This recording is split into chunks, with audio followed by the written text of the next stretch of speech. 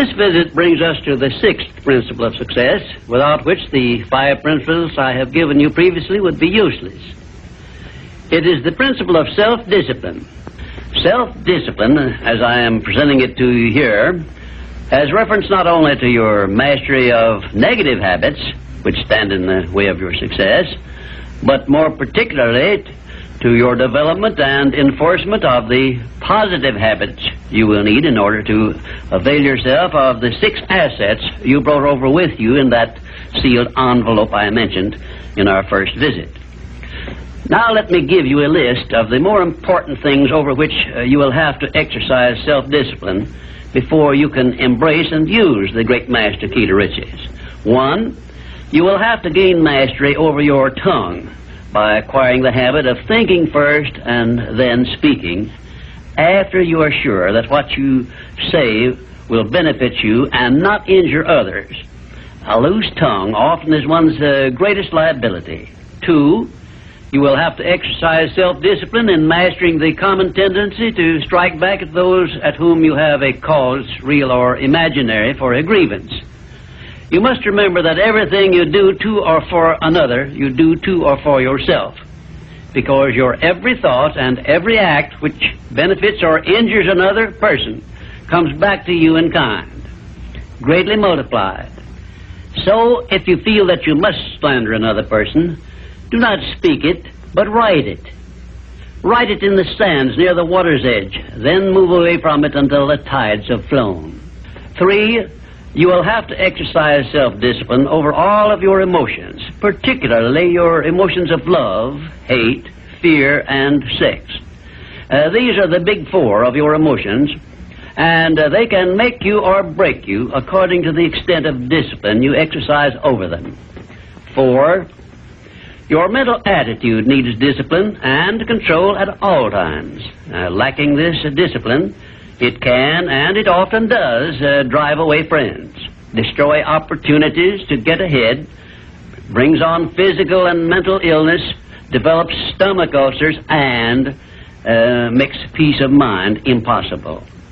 5, I have reserved the emotion of sex for special mention, because failure to exercise self-discipline over this emotion probably heads the list of all the causes of personal failure. The emotion of sex is the most powerful of all emotions, and it is nature's great creative instrument with which all species of living things are perpetuated. The proper means of self-discipline of the emotion of sex is transmutation, the control and direction of this great emotional feeling toward the attainment of worthy purposes, such as the fulfillment of one's major purpose in life. The great leaders, artists, orators, industrialists, and professional people have learned the art of sex transmutation through the proper system of self-discipline. Because of the delicacy of the subject of sex emotion, I am limited as to the information I can give you about it on this visit. But I have covered the subject much more in detail in some of my books. And 6, your stomach also needs discipline through the proper habits of dieting and fasting, because information on dieting and fasting should come from your own doctor. I will not go into details concerning them, except to call your attention to the need for knowledge on this subject. Personally, I attribute my sound physical health mainly to the habits of dieting and fasting which I have developed through the years. And 7, you will need to exercise self-discipline in relation to religion and politics, because our country, which is the most acceptable form of society civilization has yet produced, is made up of people of varying beliefs in connection with both of these subjects.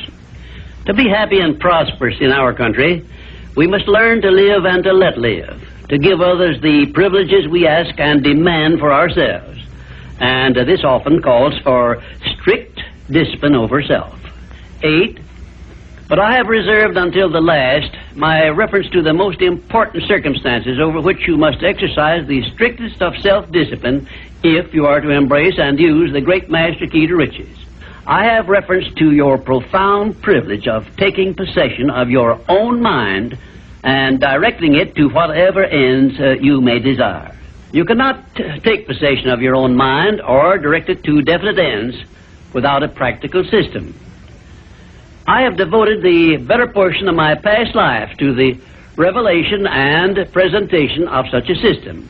And I know that this system works because it has been successfully used by many millions of people throughout the world. The system is not only practical and workable, but it is so simple that anyone who is ready for it may master it and use it successfully. Its use does not call for a genius nor a great amount of formal education. It calls only for a will to take possession of one's own mind and a definite purpose to which the mind is to be directed.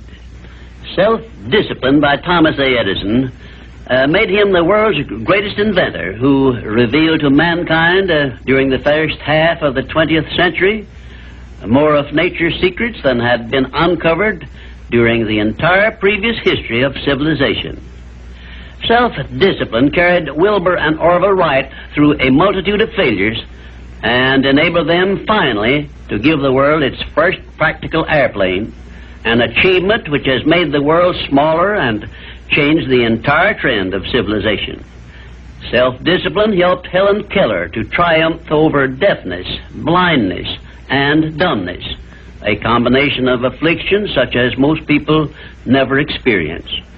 Self-discipline helped me to carry on through years of heart-aching discouragement and defeat and give the world the first practical philosophy of success based on the know-how gained by hundreds of men and women who spent a lifetime by the trial and error method in discovery of the principles which lead to personal success. Self-discipline is among the top-ranking features of all the great religions, including, of course, the Christian faith. And there are some people who believe that our major purpose on earth is that of developing wisdom through struggle and self-discipline. One thing is certain: no one ever becomes very wise without the aid of self-discipline, and no one ever finds peace of mind and happiness without the strict exercise of self-discipline. Self-discipline is the only means of transmuting sorrow into faith. It is the only means by which we may transmute hatred of others into the milder emotion of sympathy for them. It is the only means by which we may reveal and profit by the seed of an equivalent benefit which comes with every adversity and every defeat. It is the only means by which we may shut out of our minds the deadly effects of past experiences of suffering and unpleasantness.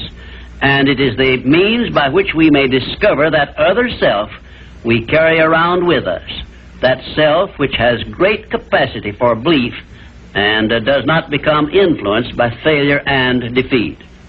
Self-discipline can give us freedom from the fear of death, the most difficult to master of all of our fears. It can free us from the disease of hypochondria, the fear of imaginary illness with which so many people suffer and sometimes die. Self-discipline is the means by which we may think our own thoughts, live our own lives as we wish to live them, and remain forever free from the evils of fears and limitations which we have inherited from the dark ages before the dawn of civilization. The Creator never gives one an asset or benefit without passing along with it the means by which it may be embraced and used. Self-discipline, therefore, is the means by which the Creator provided us with a method of embracing and using the only thing over which we have unchallengeable control, the power of our own thoughts. And now, until our next visit, may I remind you that the habit of taking the line of least resistance makes all rivers and some men crooked.